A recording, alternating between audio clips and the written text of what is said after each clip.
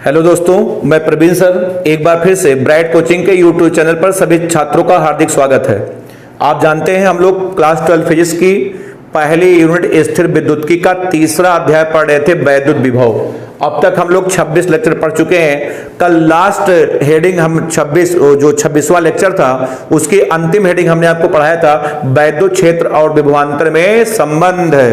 और संबंध आपका आया था ई बराबर माइनस बताओ delta B upon delta X या माइनस बताओ D B upon D X. बताओ क्लियर है? यहां तक आ चुका था। माइनस आपसे कुछ कहने आया था। माइनस का कहना था कि वैद्युत क्षेत्र में जैसे जैसे आप आगे जाएंगे वैसे वैसे बताओ विभव का मान लगातार घटेगा। समझ में आया? अच्छा, आप देखें इसके आगे हम आपको कुछ और जानकारी बताते हैं, बिल्कुल ध्यान से आप समझिए। देखिए आगे की कहानी यह है, मैं यहां पर लिख रहा हूं स्टार बना करके कि जब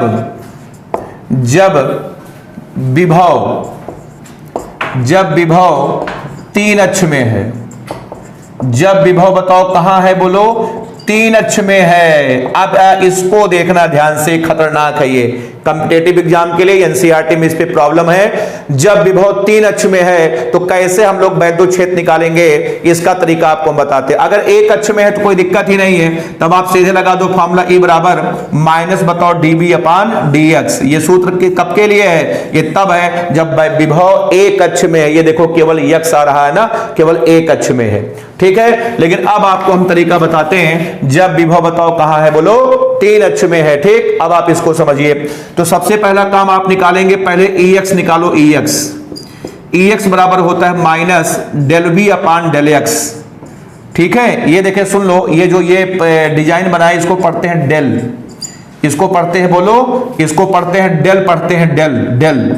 और डेल का मतलब होता है आंशिक अवकलन। ये अवकलन नहीं है बल्कि क्या है, बल्कि ये आंशिक अवकलन, इसको बोलते हैं पार्शियल डिफरेंशिएशन। ये डी नहीं है, डेल है। डेल का मतलब होता है आंशिक अवकलन। अभी आपको हम इसका मतलब समझा देंगे, पहले तरीका समझ ले, ठीक। आंशिक अवकलन का क्या मतलब होता है अभी आपको हम बताते हैं। चलिए, उसके बाद अब आप निकालिए ई वाई। उसके बाद निकालिए ई वाई बराबर माइनस बताओ del V upon del Y. उसके बाद निकालो ई जेड, यह आ जाएगा माइनस बताओ del V upon del Z. निकल आया? ई एक्स निकाल लो, ई वाई निकाल लो, ई जेड निकाल लो। अब उसके बाद आप लिखो फॉर्मूला वैद्युत क्षेत्र का वेक्टर ई बराबर, अब आप लगा दो ई एक्स इंटू बताओ आई कैप और प्लस आपका आ जाएगा E Y into j cap और प्लस आपका आ जाएगा बताओ ई जेड इंटू आपका आ जाएगा के कैप। आया? अब यहां से आपका आ जाएगा ई बराबर, अब आ जाएगा ई एक्स जगह पर माइनस बोलो del B upon del x into बताओ कितना आई कैप, उसके बाद plus minus del B upon del Y into j cap, उसके बाद plus minus del B upon del z into k cap. ये देखें, ये है आपके बताओ वैद्युत क्षेत्र का मान, ऐसे आपका निकलेगा। बताओ क्लियर है? अभी एग्जांपल हम कराएंगे तो आपको रट जाएगा, आप परेशान मत हो। और उसके बाद इसका परिमाण निकालना हो, अगर आप वैद्युत क्षेत्र का परिमाण निकालना है ई बराबर, अब आपका आ जाएगा अंडर रूट, बताइए क्या, ये आपका आ जाएगा माइनस बताओ del B upon del X का होल स्क्वायर प्लस बताओ माइनस बताओ del B upon del Y का स्क्वायर प्लस यह आ जाएगा minus del B upon del Z का स्क्वायर। ये है तरीका वैद्युत क्षेत्र निकालने का, जब विभव बताओ कितने अक्ष में है, तीन अक्ष में है, ठीक है। अभी हम एग्जांपल से अब आपको समझाएंगे तो आपका सब कुछ क्लियर हो जाएगा, बहुत आराम से क्लियर होगा। ध्यान से बिल्कुल समझिएगा। बताओ क्लियर है? अब आइए हम मिटा करके एक एक करके पूरा हम करके दिखाते हैं, देखना ध्यान से। चलिए देखें, बहुत आराम से बिल्कुल समझिए। देखें, अब हम एक एग्जाम्पल लेकर के आपको समझाते हैं, सवाल बिल्कुल समझना। एग्जाम्पल आपका है कि किसी स्थान पर विभव v बराबर 3x स्क्वायर वाई जेड समीकरण से प्रदर्शित है। 3x स्क्वायर वाई जेड समीकरण से बताओ क्या है, समीकरण से बताओ प्रदर्शित है, बोले हाँ, ठीक है। तो अब हम कह सकते हैं बिंदु 1, 2, 1 पर वैद्युत क्षेत्र की गणना करिए। 1, 2, 1 पर वैद्युत क्षेत्र की बताओ क्या करिए, वैद्युत क्षेत्र की बताओ गणना करिए। समझ में आया? ये देखें एक बहुत ही बढ़िया सा प्रॉब्लम है। अगर आप इस सवाल को समझ लोगे तो आपको सब कुछ क्लियर हो जाएगा। चलिए देखें सॉल्यूशन में इसका हल निकालते हैं। चलिए भाई देखें सॉल्यूशन में, देखें इसका हल देखें। तो सबसे पहले देखो v का मान आपका आया है 3x square y into Z. सबसे पहले आप निकालो ex बराबर आपका आ जाएगा माइनस बताओ del v upon del x, तो माइनस बताओ डेल अपान डेल x। अब बताओ v की जगह पर बोलो 3x square y into Z. अब देखें आंशिक अवकलन का मतलब होता है आप x के सापेक्ष कर रहे हो तो x के अलावा जितने लोग हैं सब लोग नियतांक हो जाएंगे। आंशिक अवकलन का मतलब होता है अगर आप x के सापेक्ष कर रहे हो तो x के अलावा जितने लोग आते हैं सब लोग नियतांक हो जाएंगे। तो बताओ बाहर निकालो 3yz बाहर निकला। अब उसके बाद आपका आ जाएगा बताओ क्या, माइनस लगा ही है। अब आ जाएगा डेल बटे डेल x इंटू x का स्क्वायर। अब बताओ x स्क्वायर का अवकलन बोलो 2x। अब आ जाएगा आपका बताओ माइनस 6xy इंटू जेड। अब बताओ समझ में आया कि नहीं आया? तो आंशिक अवकलन पार्शियल डिफरेंशिएशन अर्थ समझ में आया। जिसके सापेक्ष कर रहे हो उसके अलावा जितने भी लोग आए सारे लोग आपके नियत हो जाते हैं। अब आप निकालो भाई मेरे EY निकालो। EY बराबर माइनस बताओ del v upon del Y, तो माइनस बताओ डेल अपान डेल वाई। अब आपका आ जाएगा 3x square y into Z.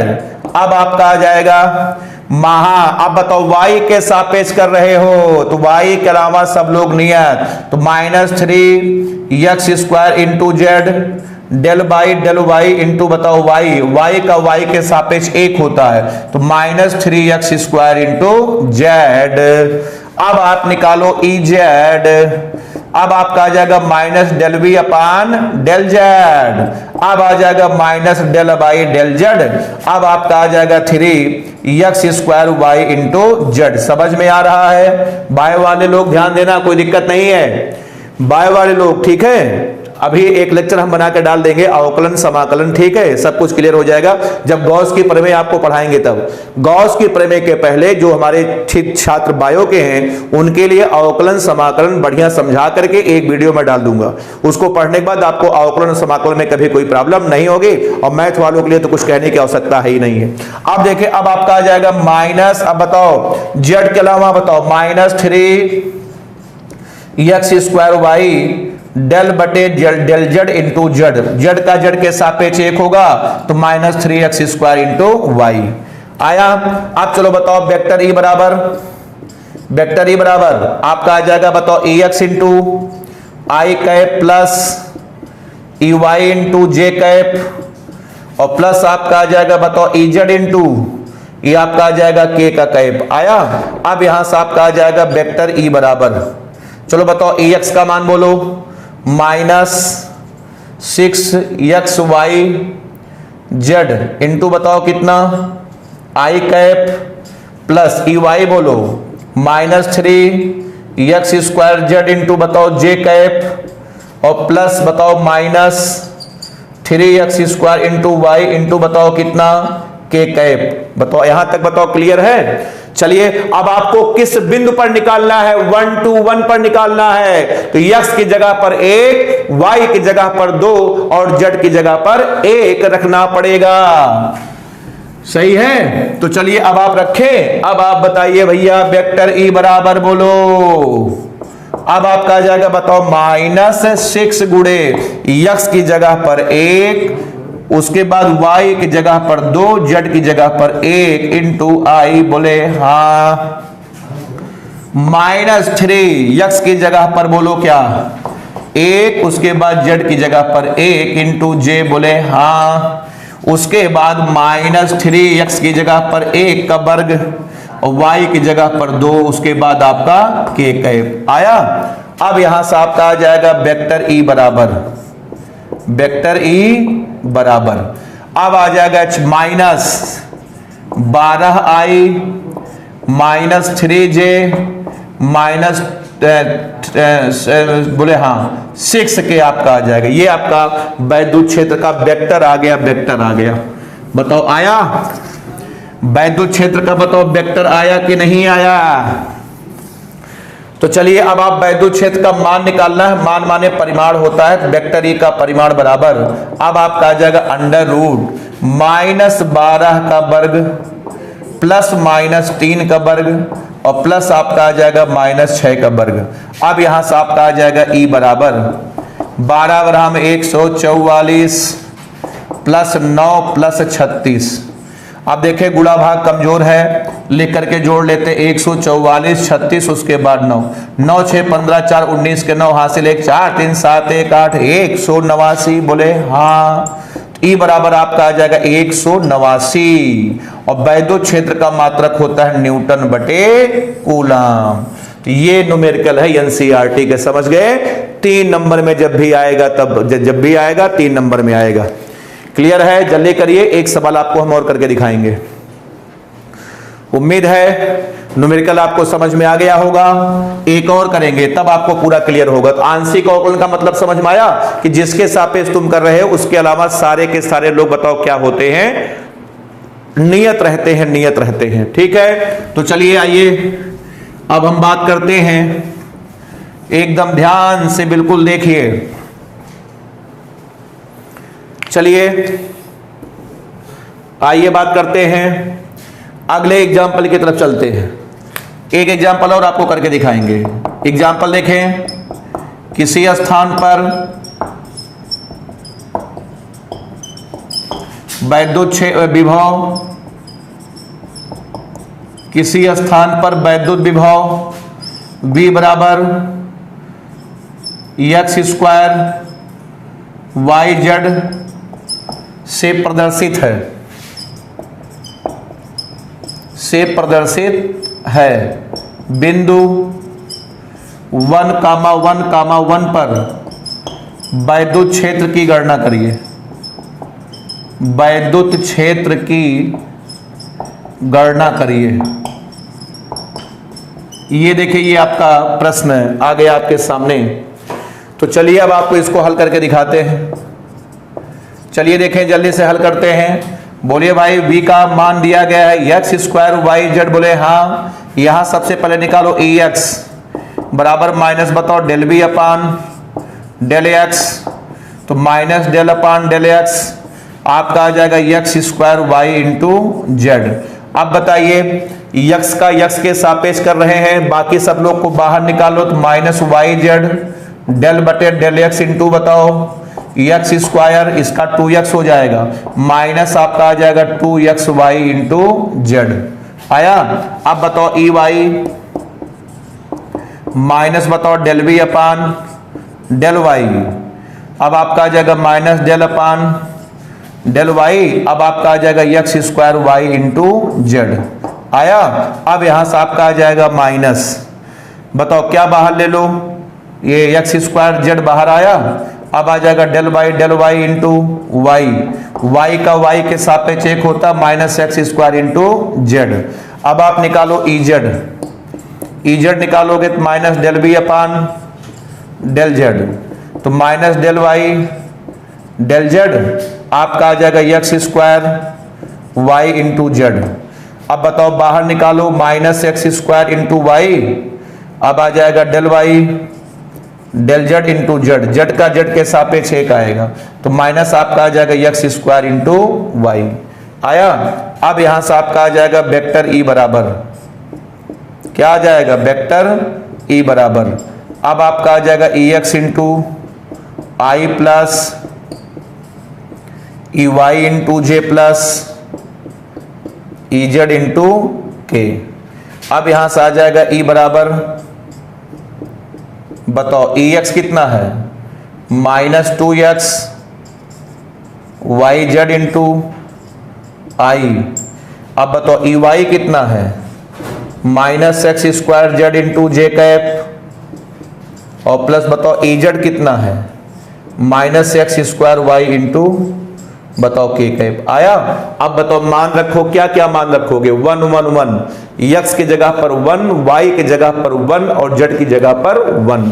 अब यहां से आपका आ जाएगा ई बराबर, अब यहां से आ जाएगा ई बराबर, ये देखो माइनस 2 गुड़े 1 गुड़े 1 गुड़े 1 इंटू आई, उसके बाद प्लस माइनस 1 गुड़े 1 इंटू बताओ जे, उसके बाद प्लस माइनस 1 गुड़े 1 इंटू के।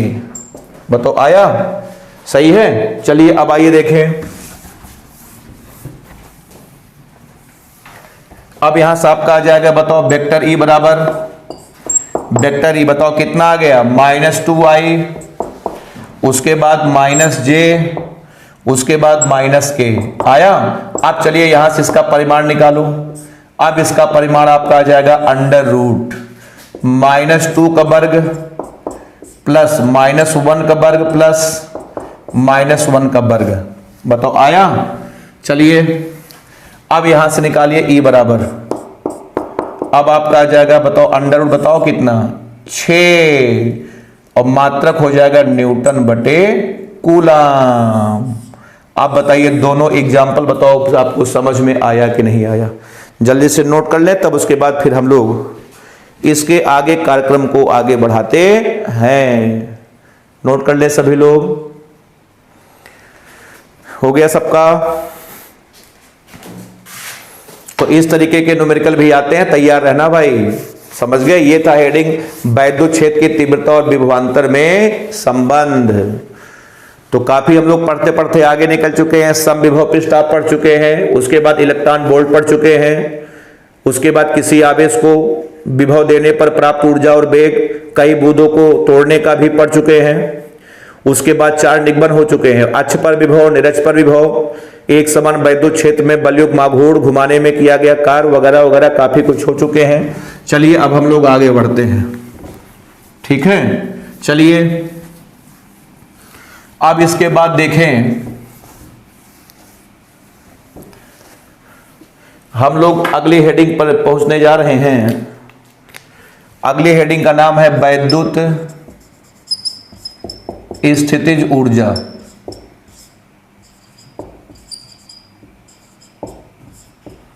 इलेक्ट्रिक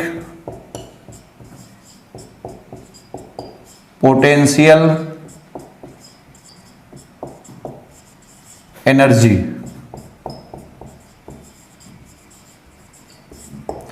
वैद्युत स्थितिज ऊर्जा, इलेक्ट्रिक पोटेंशियल एनर्जी।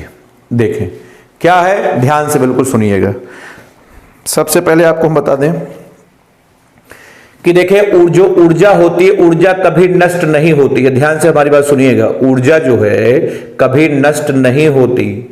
आप अपनी ऊर्जा किसी भी काम में लगा दें, चाहे आप अच्छे काम में लगा दें, चाहे आप बुरे काम में लगा दें, ठीक है? जितनी ऊर्जा आप लगाएंगे वह ऊर्जा कभी बेकार नहीं जाएगी, वह ऊर्जा आपको एक न एक दिन वापस मिल जाएगी। इसे कहते हैं ऊर्जा संरक्षण का सिद्धांत, ठीक? ये इसको आप दिमाग बैठा लीजिए, ऊर्जा कभी भी नष्ट नहीं होती। आप अपनी ऊर्जा किसी भी काम में लगा देंगे, ऊर्जा बर्बाद नहीं होगी, एक न एक दिन आपको हमेशा वापस मिल जाएगी।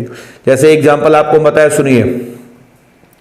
आप क्या करिए, आप एक दिन एक आदमी को बैठा करके साइकिल पर पीछे आपने जो है उसको कटरा तक छोड़ दिया, ठीक? तो आपने जितनी ऊर्जा उस आदमी को छोड़ने में लगाई, तो याद रखिए ये ऊर्जा आपकी बर्बाद नहीं जाएगी, एक ना एक दिन ये ऊर्जा आपको वापस मिलेगी।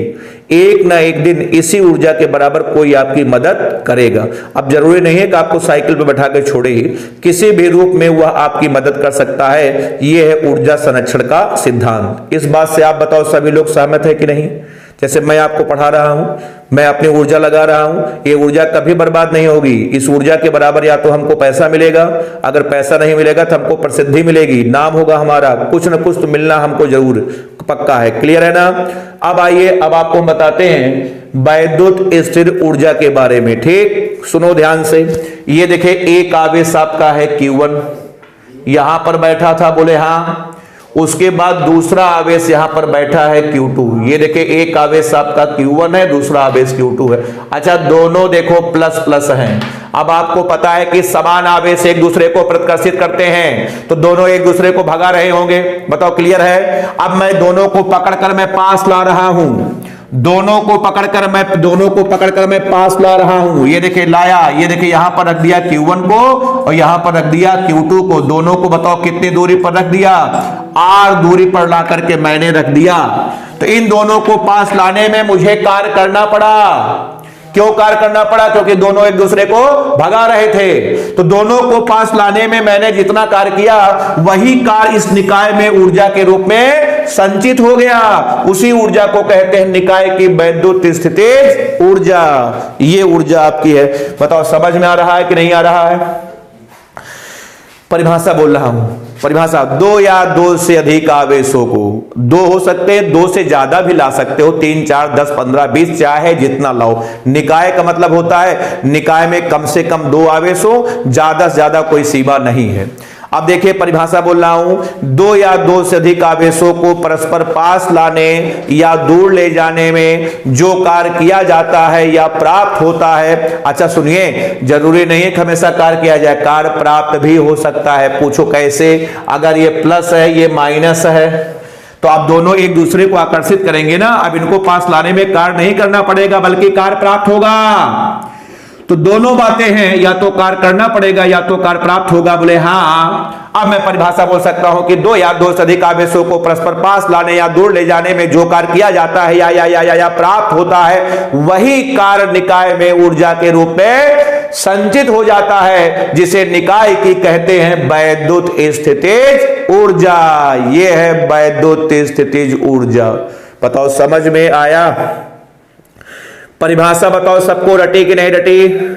एक बार फिर से मैं बोल रहा हूं, दो या दो से अधिक आवेशों को परस्पर पास लाने या दूर ले जाने में जो कार्य किया जाता है या प्राप्त होता है, वही कार्य निकाय में ऊर्जा के रूप में संचित हो जाता है, जिसे निकाय की वैद्युत स्थितिज ऊर्जा कहते हैं।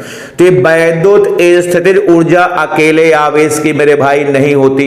अकेले आवेश का वैद्युत क्षेत्र होता है, अकेले आवेश का विभव होता है, लेकिन अकेले आवेश की ऊर्जा नहीं होती। ये ऊर्जा निकाय में होती है, और निकाय में बताओ कम से कम दो आवेश होते हैं, ज्यादा से ज्यादा चाहे जितने हो सकते हैं। आप बताओ कंसेप्ट आपका बताओ क्लियर हुआ कि नहीं क्लियर हुआ? ठीक है, चलिए आइए अब हम बात करते हैं परिभाषा पे। परिभाषा लिखें। परिभाषा लिख रहा हूं, दो या दो से अधिक आवेशों को, दो या दो से अधिक आवेशों को परस्पर पास लाने या दूर ले जाने में जो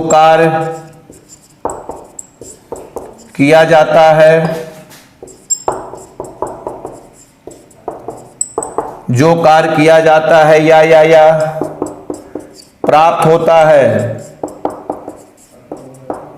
वही कार्य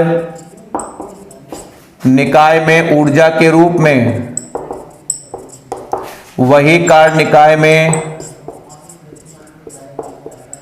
ऊर्जा के रूप में संचित हो जाता है, संचित हो जाता है, जिसे निकाय की वैद्युत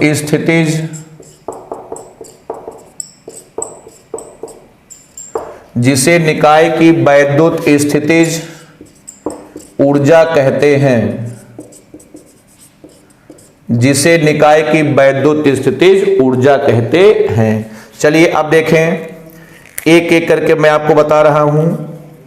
सबसे पहला पॉइंट आपका है, इसे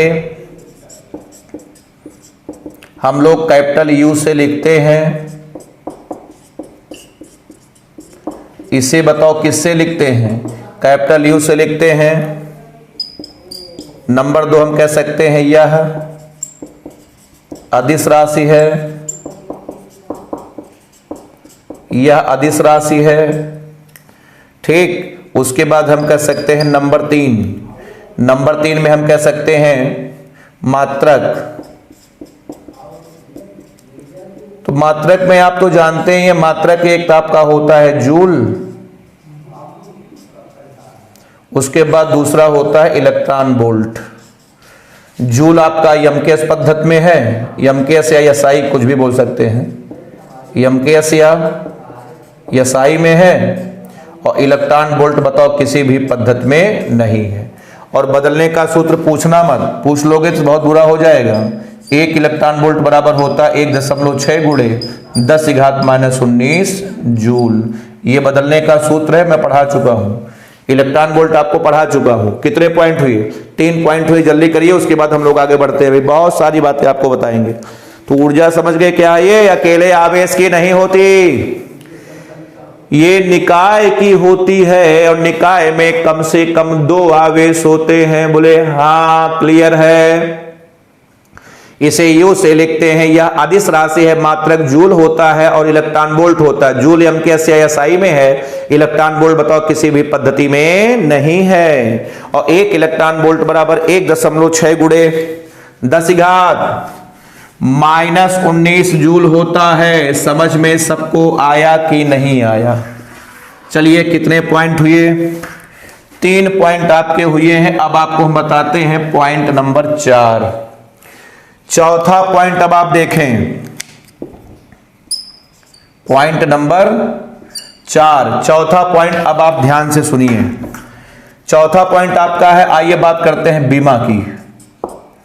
अब आइए हम बात करते हैं बीमा। तो देखिए, बीमा हो जाएगी, आपको पता ऊर्जा की बीमा होती है ml² बताओ T⁻²। ये है वैद्युत स्थितिज ऊर्जा की बीमा। क्या बीमा होती है? ml² बताओ T⁻²। अब देखिए, 5वें पॉइंट में हम बात करते हैं। 5वें पॉइंट में अब हम बात करने जा रहे हैं बीमा हो गई। अब हम कह सकते हैं कि वैद्युत स्थितिज ऊर्जा, वैद्युत स्थितिज ऊर्जा अकेले आवेश की नहीं होती।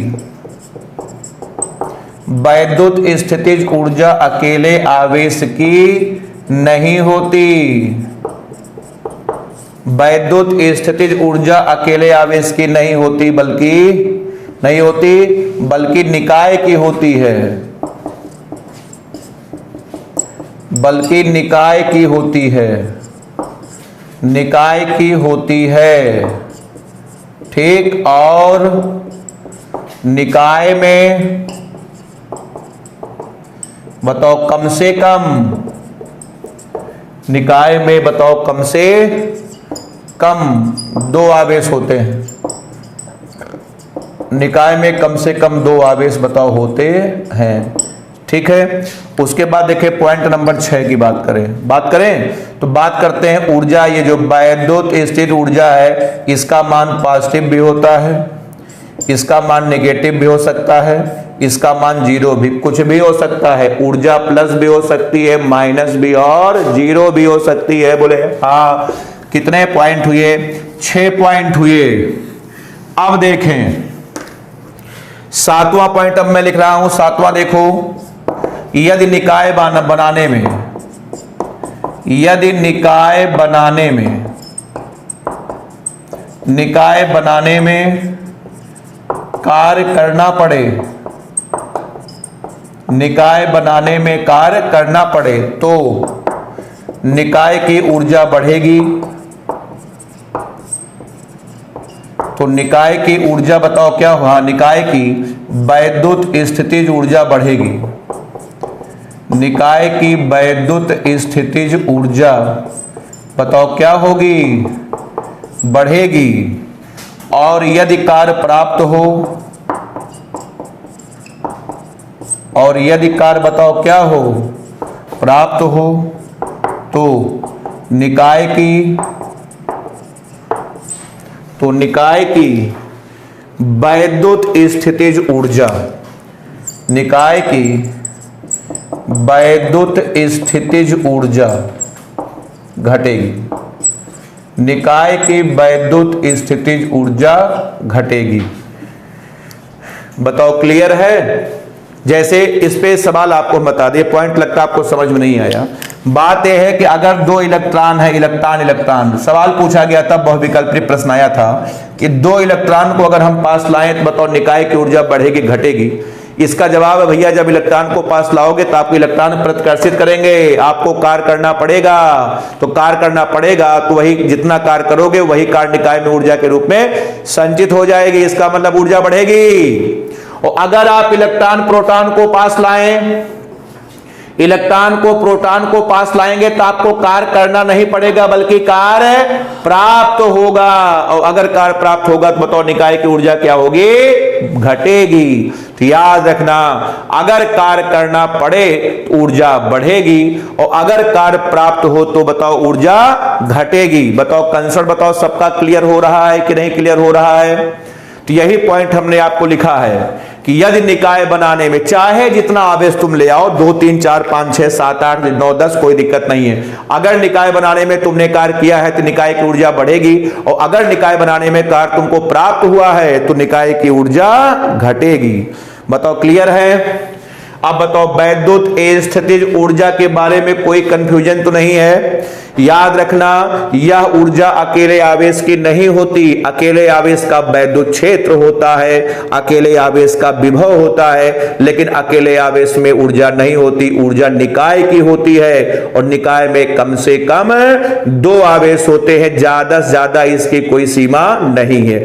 यू से लिखते हैं अदिश राशि है, मात्रक जूल और इलेक्ट्रॉन वोल्ट होता है। जूल एम्पियर या SI में है, इलेक्ट्रॉन वोल्ट किसी पद्धति में नहीं है। 1 इलेक्ट्रॉन वोल्ट बराबर 1.6 गुणे 10⁻⁻⁹ कूलाम होता है। बीमा ml² T⁻⁻2 होती है और इसका मान पॉजिटिव भी हो सकता है, नेगेटिव भी, 0 भी। अगर पास लाने में कार्य करना पड़े तो ऊर्जा बढ़ेगी और अगर पास ले जाने में, अगर निकाय बनाने में कार्य प्राप्त हो तो निकाय की ऊर्जा घटेगी। अब बताओ यहां तक बताओ ऊर्जा के बारे में सब कुछ बताओ क्लियर है? किसी को बताओ कोई डाउट तो नहीं है? चलिए बहुत बढ़िया, ऊर्जा आपको समझ में आ गई। अब इसके बाद हम लोग इसका सूत्र निकालेंगे, उसके बाद 2-3 हेडिंग और है, चैप्टर आपका खत्म होने वाला है। 2 या 3 हेडिंग और बची है, 1-2 लेक्चर में चैप्टर आपका हम कंप्लीट कर देंगे, ठीक है? चलिए अब इसके बाद अगले लेक्चर में मिलेंगे, धन्यवाद।